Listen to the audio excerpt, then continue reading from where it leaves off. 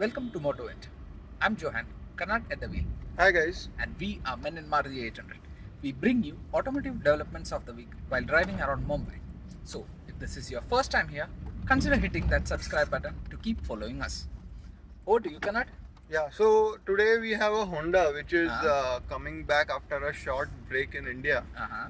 And personally, I feel that it's a very good car. So stick to the end and find out what that car is. Okay. So, Honda means VTech is kicking in you. Yes, definitely. For the first news in hand, we have the new Suzuki Swift, which is launched, not per se the new Swift wholly as a car, but a new transmission in the variant. So the company has introduced AGS or On the higher end of the version, on that the is on the ZXi Plus and the ZDI Plus models. oh, So and it's priced competitively as well. 7.76 Yeah. and 8.76 So- lakh. The car as such is loaded because it has the LED lights on the front and back, the tail lights as well as the headlamps, the projector headlamps, and it has the dual tone, what do you say, alloy wheels and whatnot. Smart and system. and it sells for Maruti 50% hatchback market in India, and Maruti sells most of the hatches in India. So one out of every two cars Is Maruti. is a Maruti. So you have a clear winner on its hand when you are pairing it with a automatic transmission. People are choosing the automatic transmission over the manual transmission in India. And So it must also be noted that this is definitely because of customer feedback. it is So absolutely. so next time, remember, if you want some variant or combination which is not there, do give feedback to the manufacturer because they actually take note of it. And once there is sufficient feedback, Uh-huh. they might take out the variant as well. Yeah. Especially when Maruti is having around 3,200 odd sales centers in India and Yeah. 3,400 odd service Service workshops. I mean, just imagine you have a Maruti in every nook and corner of India. Yeah. And that brings about the second news which we have in hand. Maruti is almost investing 1 billion in Toyota, especially for their joint venture.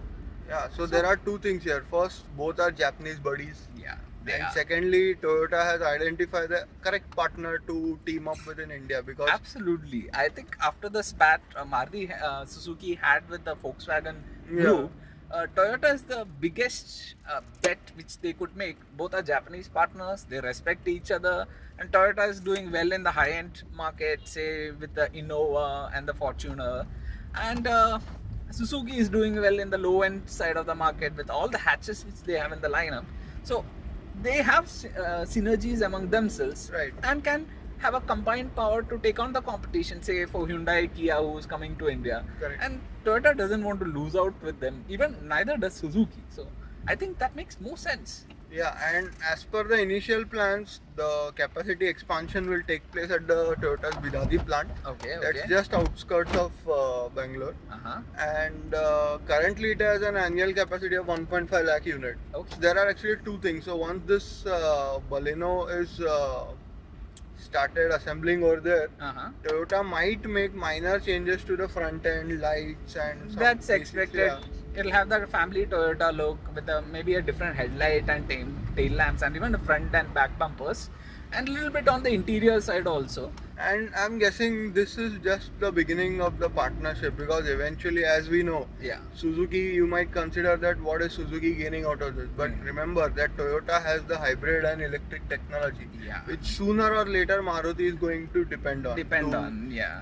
bring in new cars and something. And like even that. for the short term, Maruti is even going to borrow their Corolla Altis Yeah. to be rebadged in India. That will come maybe next year or little Next bit year later. or slightly down the lane, and Toyota is going to borrow Vitara Brezza from Maruti. So it's going to be a win-win for both. Yes. As Toyota has a lot of unutilized capacity in India, Suzuki has a lot of demand which it cannot cater to, and because of that, huge waiting periods as a result. The Toyota dealers would be happy. Yeah, Suzuki they're getting would- more yeah. products on the showroom flow. Suzuki will be happy because they are selling more cars. Uh-huh. They are getting a new factory for almost peanuts. They Yeah. have to just do the retooling and everything. 1 billion. Yeah. But it's not It's cheap. peanuts. It's cheap. cheaper It's than still cheap. it's cheaper than setting up a new factory. Yeah, yeah. And one more thing is that if you notice the factories, they have two in the north, one in basically a Suzuki plant in Gujarat, Uh-huh. but which we all know makes cars for Maruti. Maruti only. And now this in south. So I'm guessing they will significantly reduce their logistic costs as well catering to different areas of the country from different factories. Logistics cost, the delivery time to right from the factory to the dealership, that gets reduced drastically. Yes. And moving on to the next news in hand, which is a really good news because Tata Nexon just got 4 stars in Global NCAP. When you are a country which has road accidents every other minute and 150,000 people dying, that is a really good news to hear. I mean, you can buy a safe Nexon right out of the showroom floor and just drive around in India. So this car has dual airbags, ABS with EBD and ISOFIX child seats. But it's a top end, I think, no? Yeah, the top end model. And But that has only the top end has the ISOFIX, Yeah. but rest of the features are same. are the same from the Base base trim all the way up to the top model. So you're not missing out on most of the safety features even when you buy a base variant of Yeah. Nexon. So that is a good push for Nexon. And we must also remember that Zest also was from Tata, which got a 4-star rating back Yeah. in the day. Back So, in the day, I remember that. And I think Tata is going more the Volvo way, making safer cars, making I wouldn't say it Volvo way, they're doing it the sensible way. I think they have realized that safety sells. So probably use it as a marketing tool in the future that our cars are 4 stars. What about you? You sell 4-star cars? And then which would force other manufacturers like Suzuki and Hyundai to test themselves or rather test their cars just to tell consumers that hey, we are not behind as well. And I think that would spark a positive change in the marketing. Tata doing something like this, I think, is very proactive, especially when they are doing really good in the market. And their Sanand plant is doing 100% capacity with Tigor and Tiago. This brings on to our next news as well. Yeah, it does. It does. Sanand plant is at full capacity and Tata Motors plans to ramp it up. So that aside, number aside, this is a big slap on the face for West Bengal guys. Because this rightly reminds them that politics should not be involved with business decisions. Exactly. You should think for the welfare of the people and just leave it at that. Don't get into the business side of things, because their loss is Gujarat gain. As Tata is thriving in Gujarat, their suppliers are thriving. The number of jobs which has come up to in Gujarat, all in all, it's a good news. Now the Harrier is also coming up, but it won't be made in this plant. It will be Made in mostly Pune plant. Do you think Tata will make the Gujarat plant the electric vehicle hub? It's possible because I think Tigor, Tigor EV is already from the Gujarat. yes. So I'm guessing. See, you remember last week we talked about battery plant, lithium ion, and everything. That is also in Gujarat. So if you put 2 and 2 together, it makes sense that the Gujarat plant caters to electric vehicles as such. Moving on to the next news, government, the central government says to the state government, hey, what are you guys doing? We gave you the mParivahan app and the DigiLocker app, but you are not accepting the registration certificates and the driving license which people are producing on that. So now this letter or notification, I would say, definitely puts it on a positive note that you can definitely use your mParivahan and DigiLocker to validate your driving licenses. And okay, mParivahan has specifically driving license and car related data. DigiLocker is more of a document. I mean, you can put your certificates, you can put your land documents, and you can put all other documents which you keep in a file right into the DigiLocker. But we are more interested in the mParivahan app because it has a lot of features which I think is more relatable as a car guide to us. And when your car gets towed, you don't know where it goes, but you can find it on the mParivahan app. Correct. You're buying a used car, you want to just check the car out, whether it has a criminal history, whether it's in the owner's name, who's the guy who's showing you. You can just check it on the mParivahan app. You can even report an accident on the mParivahan app. And going forward, this app will have provision for insurance details as well. So the next time you are around, you may not have to show your insurance hard copy. You can just show them your app. Basically, you don't even need to show your app because the cops will, the moment they put your number in their system, they'll get all the details. They'll get all information. And that is a good thing because half of the people, or more than half of the people, never renew their insurance in India. So I think cops also would be more than happy to find that information and find those guys. Yeah, so it's a win-win situation. It's a win-win situation. And oh my god, lot of potholes. Yeah. And moving on to the next news, we have the BMW next dealership.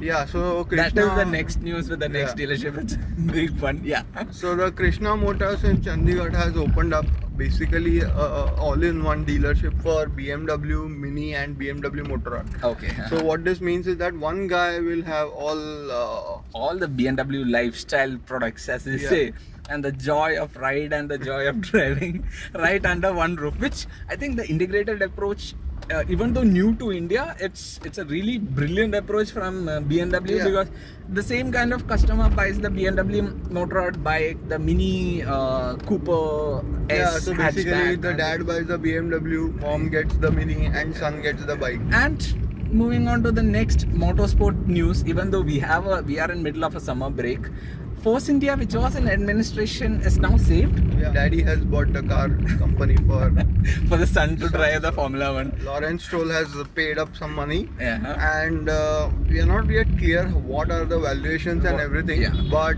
apparently he has paid enough to get it out of administration. Even though we might joke around that daddy has paid the money for the son to get the Formula 1, but it's not a bad business deal at all. Not at all. It's a really brilliant deal in my opinion. You get a mid-tier team, and you get two pretty good drivers. You get Mercedes engine, and you have a really good F1 team in hand. I'm guessing it's a pretty good investment as well. In my opinion, it is a pretty brilliant investment and pretty brilliant move. And I personally feel that if Lawrence Stroll is really into not just investment but bettering the team and everything, so he has a lot of he has got a running start to this. Yeah. With a little changes and a little money, he can transform this team and fight it to the top levels. Yeah. And moving on, what do we have as a second coming Honda of the week? We have the Honda Civic this week. Oh, I love the first generation Honda Civic. 2006, 2013, and it still has that nice place in enthusiasts' minds even today. Low slung, which used to get scraped over every speed hump, but still used to be a hoot to drive on the highways, and you can pick one now for like under 2 lakhs, which is a great value for money. Honda Civic for under 2 lakhs.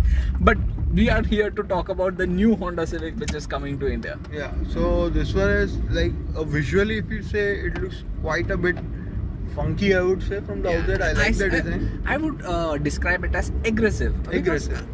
The Honda new car designs, especially with the new MAs, which I felt was a big departure from the old MAs, and cities good looking as ever. We have the CRV coming down in October, which is, in my opinion, one of the best looking crossovers out there.